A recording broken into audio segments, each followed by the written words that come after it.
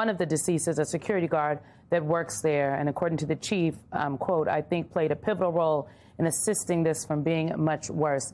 Ayman, you have been speaking with the imam of the San Diego Mosque. Can you just tell us a little bit about just what this community, frankly, is reeling from today, and also a little bit about this mosque, because it's not just a place of worship, it is also a school. And to me, that denotes children were present during this very harrowing time. And yet again, our children have had to take their active shooter drills that they have been practicing, frankly, all over this country and put them to use today. And that happened today in San Diego. Yeah, I mean, on so many levels, Simone, this is such an American tragedy, right? On one hand, you are hearing yet another school shooting in this country, again, motivated by hate. We've seen this happen in other communities elsewhere. But it comes against a very unique backdrop in this country at this moment with the rise of Islamophobia. But to go back to your point and question about the nature of this center and school, it was one that is part of the American community. It is a school and an Islamic center which houses a mosque that has been there since 1987. When I spoke to the imam shortly after I got word of this shooting, the first thing I asked him is, how long had this been Islamic center been there? And he told me it's been here since 1987, and it speaks to the depth and the roots that the Muslim community in San Diego has had, well beyond decades. And as a result of that, you had almost 200 students who are enrolled in that school from the ages of 4 and 5 all the way up to 9 years old. The grades that it serves are from kindergarten to 3rd grade. And to have a staff of about 20 people and a school enrollment of about 200, it tells you about the size of the community that relied on this school. And like many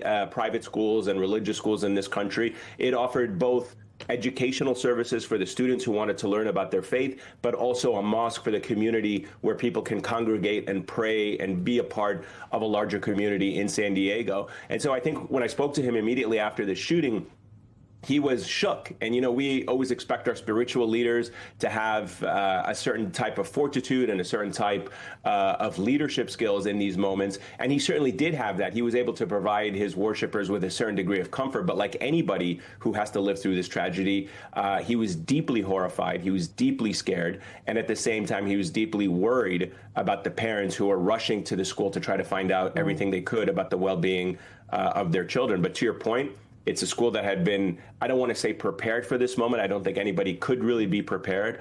But given the amount of fear that exists in the Muslim community right now in America, they had a lot of security protocols. They had a security guard who I believe was armed, and at the same time had a lot of security cameras around the around the school and the mosque that I think are going to be critical to this investigation in the hours and days ahead. Rob, I want to piggyback off of Ayman's idea about the centerpiece of this community being this mosque, its longevity in this community.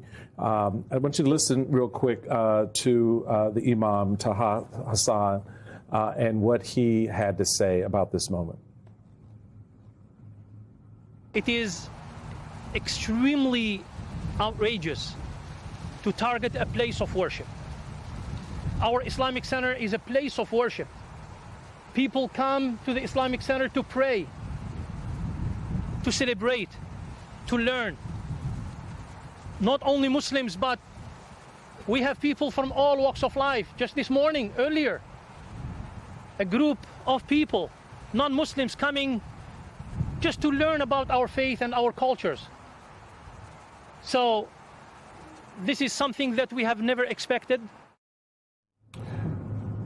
Ayman noted that, they've been there since the late 1980s. So the depth and the roots of this community and this center of faith and learning clearly is not enough.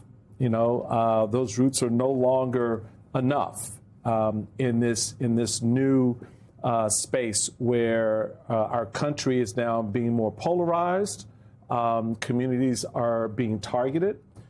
This is not the first conversation, and I'm sad to say will probably not be the last conversation we have like this. How do you see this storyline, these lives that have been impacted, informing the rest of us to take care and to learn from these moments and to do better and be better at them, to bring down those tensions that are sparking young men to engage in this type of behavior, that are inviting others to look at their neighbor as other, as opposed to someone that is a part of their community. I really don't know if we're past that time already. It is unfortunate. I remember growing up and my parents having heated arguments on the political side with their friends, and after they were just as friends as they were beforehand. You could have discussions like that. And it's coming down to, we're seeing it against everyone. We're seeing it here against, a cultural Muslim center. We've seen it against synagogues and Jewish community centers. There's so much hatred about targeting out there that they can always find something. And the fact that this was in the community since '87, everyone knew about it. And it's probably why these two teenagers, with their Islamic hatred, said, oh, this is going to be the target. I do security assessments all the time. I'm now getting into this summer sleepaway camps, which is something new I have never done before. And it's a very progressive owner who's saying, wait a second, it hasn't happened before, but are we prepared for it? And how do you secure something that 600 acres, no fences, cabins that are 100 years old? And what I told her was, it's staff. It's what you saw here. You can put all kinds of security things up, and people get around it. I'll go up to a business that has hired me with 4 cups of coffee and pretend I can't get my badge, and someone lets me in because people want to be nice. And that's one thing that you have to teach your staff. And this is a case where people out front probably deterred and saved them from getting inside and then doing more harm. Unfortunately, they were killed. But the staff and the people, you have to, especially at a school. I have 4 kids. The safety of our children is the most important. I think, secondly, where people worship. This had both. And I don't know if we're going to get past where they're not targeted. I don't know if the country, if the world, if society and how it acts, that we now have to just accept it and say, what can we do in the present time? We can always try to do the other things, but people and different security measures as technology gets in, it's a combination of the two. But I don't think we're going to go back to where you don't have to worry. Ayman, you and I have covered more of these shootings than we would like to admit. There are always ripple effects. It doesn't just affect the folks who are at the mosque. It affects the entire community in San Diego. It affects the entire community across California, across the nation. I want you to take a listen to what the mayor of San Diego had to say, their message for the Muslim community in San Diego. I want to assure our Muslim community that we will do everything it takes to make sure that you can feel safe in this city. And no resource will be spared in making sure that our religious institutions and locations are protected in this sensitive time. Ayman, did the imam give you a sense of what that's going to require, that sense of safety to be restored? Well, first and foremost, at least it does start with that kind of rhetoric. And I think it was very important for Muslims in San Diego, for the imam and others, to hear that assurance that their places of worship, their rights as Americans will be protected, and their schools, above all, will also be protected. And I think that's a very important juxtaposition than what we've been hearing coming out from a lot of other elected officials and people in the U.S. To Rob's point, you have a lot of American officials, Republican officials, Andy Ogles, Tommy Tuberville, Randy Fine. They have been calling out Muslims in this country. They've been singling them out. You've had elected officials in this country saying Muslims are a threat to America, that they should be expelled from America, that they don't belong here. We had prominent media personalities call, a prominent Muslim mayor in New York City, Zohran Momdani. He called him a cockroach. And that kind of rhetoric, when you hear that from elected officials, is in stark contrast from what we heard today from the mayor of San Diego to the Muslim American community. So to Rob's point, on one hand, the Muslim American community, like any other community, wants to know that they are protected, that they belong here, that their places of worship and learning and culture will be protected. And at the same time, they want to hear the rhetoric from other types of personalities in this country toned down. That kind of hate, when it's put out there, is heard by people in this country, and we don't know where that ends up. And it's still early to determine the motivation behind this attack, as we've heard.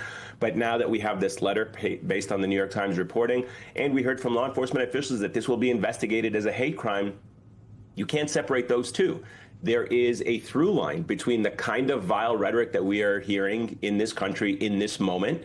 And it's not just individual politicians. It's a policy that is predicated by an administration that is constantly portraying itself at war with the Muslim world. Again, we hear the way that Senator Lindsey Graham has portrayed this as a civilizational war with Iran against Islamic theocracy.